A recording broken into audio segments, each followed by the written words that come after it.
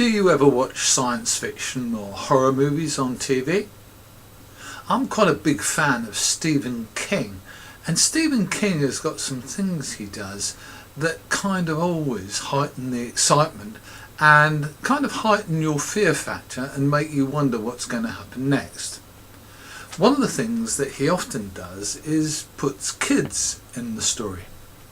He puts kids in the story in the way that they're kind of, I don't know how you put it really, but they're kind of at the core of the action, and they're slightly, or sometimes very, out of their own depths. In the UK at the moment, we've got exactly that position, but it's not kids, and it's not some kind of complicated situation, family situation. What we've got is people who don't know enough interfering with something that's really quite complex.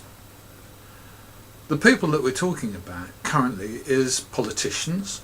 The thing that they're interfering with that's quite complex is the National Health Service.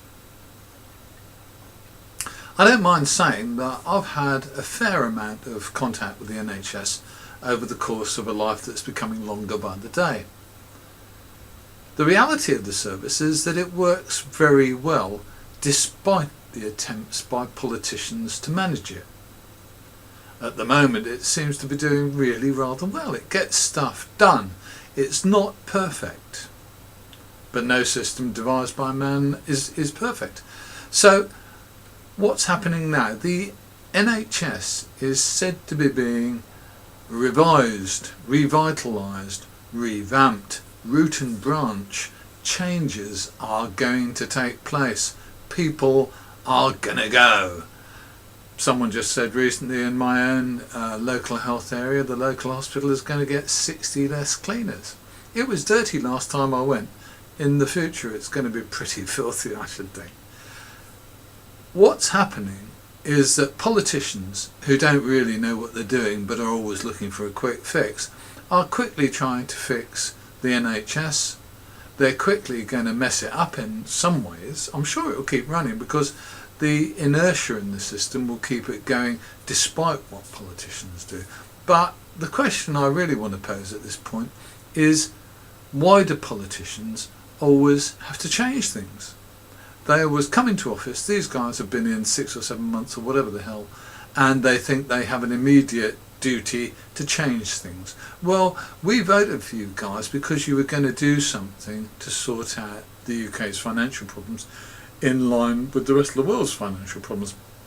And what you're doing, guys, is you're attacking something that many of us depend on really for our lives. Quite a few of us depend on to get better than we are, and a huge number of people rely on in times of trouble. And you guys, politicians, Mr. Cameron, Mr. Clegg, I've no doubt you're doing the best you can, but I think you're in danger of mucking up. And like politicians over the course of the last 50, 60 years, you're in danger of mucking up and mucking about with the service that works for no good reason. Leave it alone, give it a chance. How long ago was the last time that some politicians mucked about with the health service? A couple of years. Oh, we're going to do a root and branch revision. Oh, we're going to change this. Politicians can't leave things alone and let them settle down and then start to trim them. Start to trim them when they're working nicely, and start to trim with small shears. Don't make big cuts because you don't know what the outcome's going to be.